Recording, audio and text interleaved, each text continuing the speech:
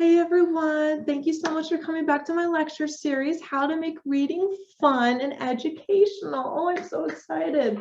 For those of you who haven't had a chance to get to know me, my name is Liz Patton. I am the owner and speech language pathologist at Healthy Speech Solutions.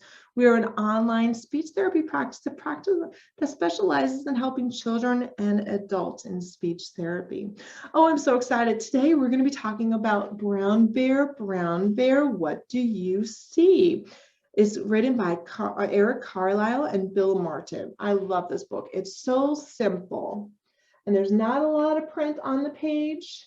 I also like the fact that it's an interactive book that you can slide the book so you can get the children to use their tactile muscles, using their muscle groups and being able to really touch what they're sliding across.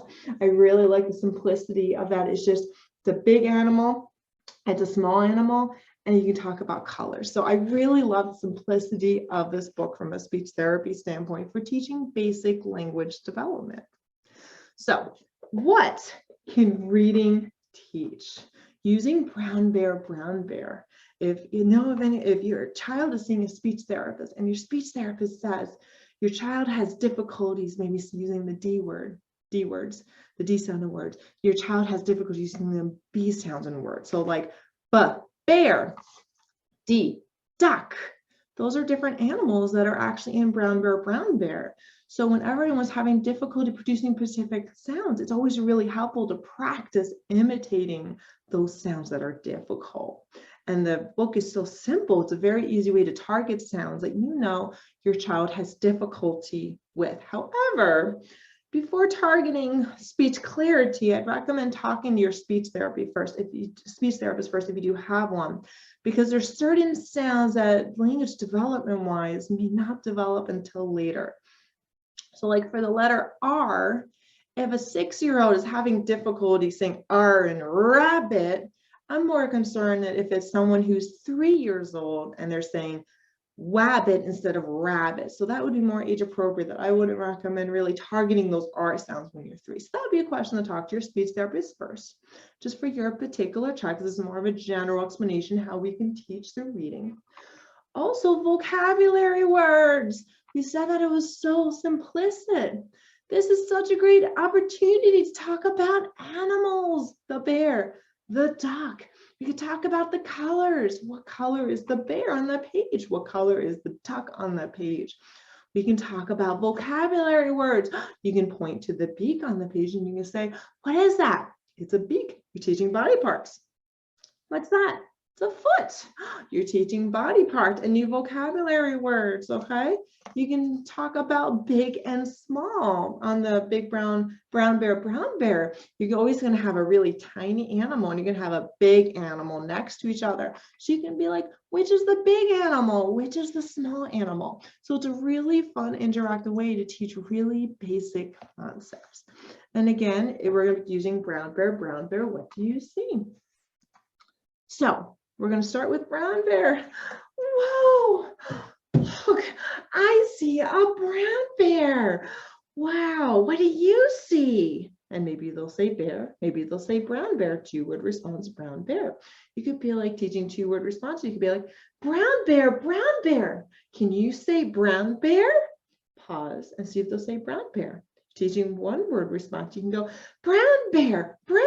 Pause, 1 Mississippi, 2 Mississippi, 3 Mississippi, and maybe the child will say bear because you give the child enough of an opportunity to practice saying or to pause to process the information to say the word bear. And then what's so fun is brown bear, what do you see? So now you just open it up to like a big open-ended sentence, and maybe the child will then say brown bear or bear. So you just open it up so the child can say something that comes to their mind. So you're providing opportunities for them to practice talking. So we're talking about the color. We're talking about the name of the animal. Maybe you could say, whoa, look at that big mouth, and look at the nose, and look at the eye. Wow, look at those big eyes.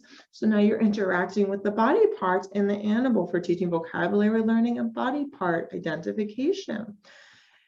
Does anyone ever have fake food at home? If you have a child, you may have fake food. You could even, the picture is so simple. You could even pretend to feed your bear. You go, oh, is your bear hungry? And if you have a choice of two objects, you could say, oh, is your bear hungry? Does your bear want a watermelon? Does your bear want an apple? And you pause. 3 Mississippis, 1 Mississippi, 2 Mississippi, 3 Mississippi. The child could say, apple. Okay, let's do it. And then,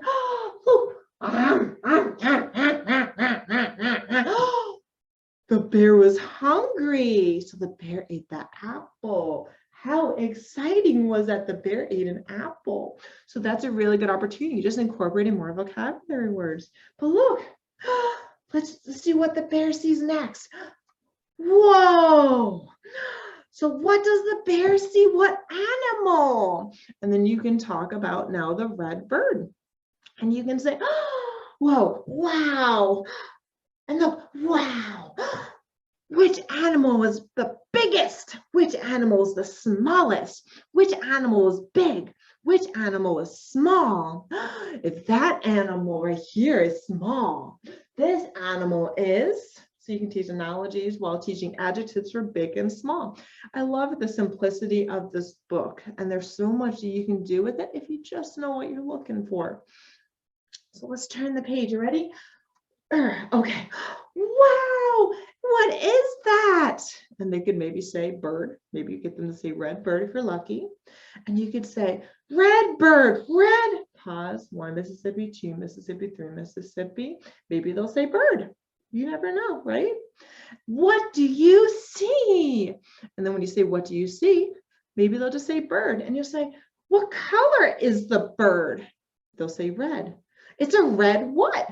Red bird. So you might have just tricked them into saying 2-word responses. It's kind of cool. Tricking them by creating questions to facilitate longer sentences. So again, it's back to creating words and word opportunities for your child to talk.